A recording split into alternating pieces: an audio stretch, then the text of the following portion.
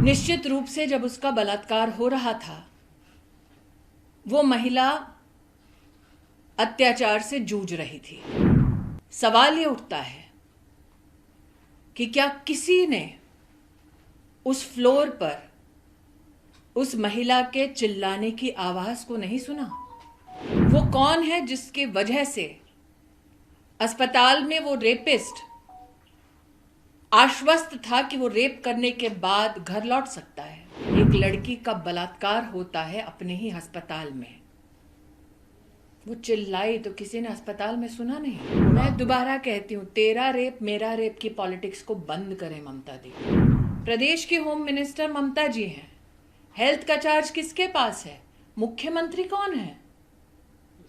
तो किसके खिलाफ वो प्रदर्शन कर रही थी?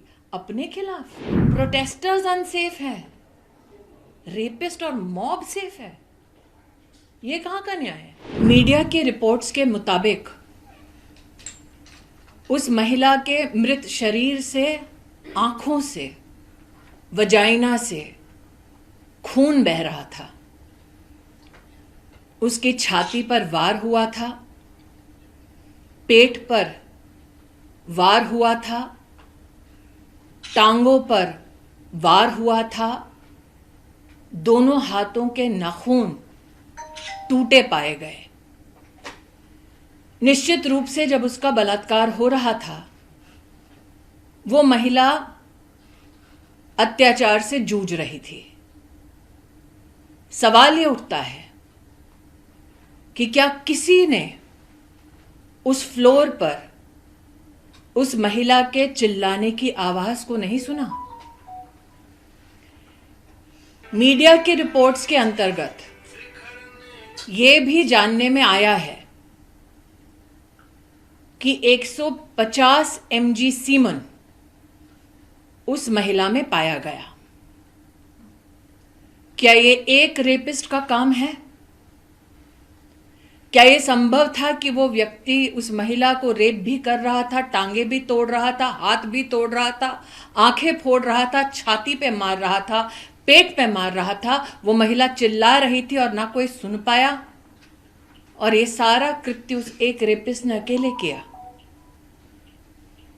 वो कौन है जिसके वजह से अस्पताल में वो रेपिस्ट आश्वस्त था कि वो रेप करने के बाद घर लौट सकता है? वो कौन है जिसने इतने जघन्य अपराध के बाद भी अस्पताल के उसी फ्लोर पर रेनोवेशन जारी रखा? क्राइम सीन कितना बड़ा है? अस्पताल में ये किसने डिसीजन लिया?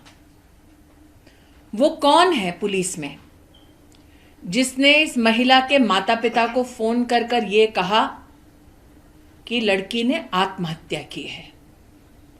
उस ऑफिसर के खिलाफ अब तक क्या कार्रवाई हुई है? उस ऑफिसर को किसने निर्देश दिया, इंस्ट्रक्शन दिया कि वो लड़की के माता पिता को ये कहें कि सुसाइड हुआ है? वो ऑफिसर और उसका अगर सुपीरियर ऑफिसर है तो वो इस निष्कर्ष पर कैसे पहुंचे, और अगर किसी के इशारे पर पहुंचे तो वो व्यक्ति कौन है? सवाल ये भी उठता है कि रेपिस्ट निश्चिंत है, लेकिन प्रोटेस्टर्स पर मॉब आकर हमला करती है। यह कैसे संभव है कि गुंडों की एक फौज इकट्ठी होती है शहर में और पुलिस को पता तक नहीं चलता? यह कैसे संभव है कि गुंडे आकर, मॉब आकर अस्पताल में तोड़फोड़ करते हैं और मीडिया की रिपोर्ट ये कहती है उन चीजों के साथ तोड़फोड़ करते हैं जो शायद एविडेंस का हिस्सा है? आज मैं सबसे गुजारिश करती हूं, सबसे निवेदन करती हूं, हम में से कई हैं जो मीडिया में हैं, पॉलिटिक्स में हैं, साधारण नागरिक का जीवन जी रहे हैं। निर्भया के निर्मम कांड के बाद हम सब हिंदुस्तानियों ने आवाज उठाई थी। कानून में भी बदलाव लाया गया, कानून को सख्त किया गया, जुडिशरी में आज महिला के ऊपर हुए अत्याचारों के केस कितने समय से लंबित हैं, इस वक्त मैं उस पर चर्चा नहीं कर रही। जो प्रोटेस्टर्स इकट्ठे हुए कलकत्ता शहर में, वो शायद एक दूसरे को ना जानते हैं, ना कभी किसी ने किसी से एक दूसरे का धर्म पूछा, ना रीजन पूछा, ना जाति पूछी, ना वोट प्रेफरेंस पूछा।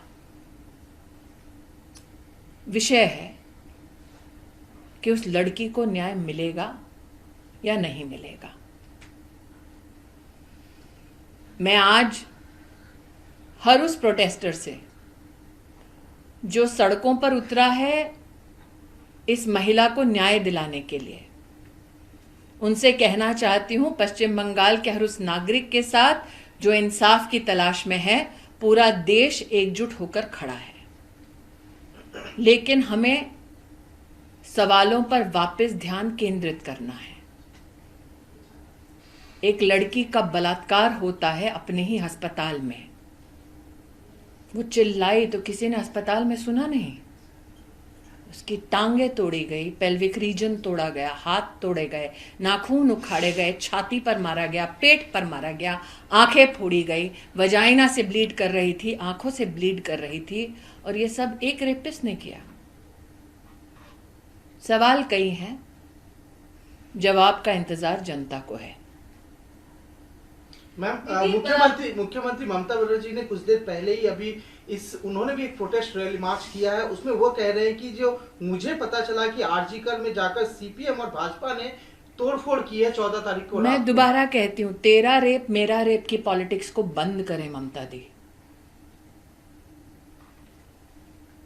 क्या अब लड़की के बलात्कार के लिए, उसके इंसाफ के लिए हिंदुस्तान की जनता तभी आवाज उठाएगी उस लड़की की और उस प्रदेश की पॉलिटिक्स को देखकर? और अगर ममता जी को लेफ्ट विंग से इतनी ही परेशानी है तो वो इंडिया अलायंस छोड़ दें। लेकिन प्रश्न ये उठता है कि मिचिल विरोध प्रदर्शन किसके खिलाफ किया? प्रदेश की होम मिनिस्टर ममता जी हैं। हेल्थ का चार्ज किसके पास है? मुख्यमंत्री कौन है? तो किसके खिलाफ वो प्रदर्शन कर रही थी? अपने खिलाफ।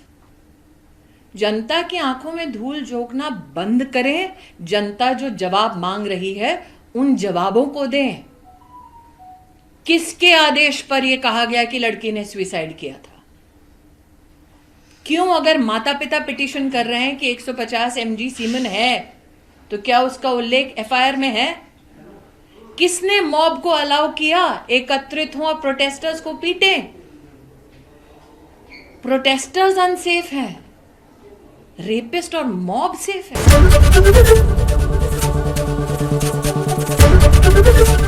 एबीपी गंगा, खबर आपकी, जुबान आपकी।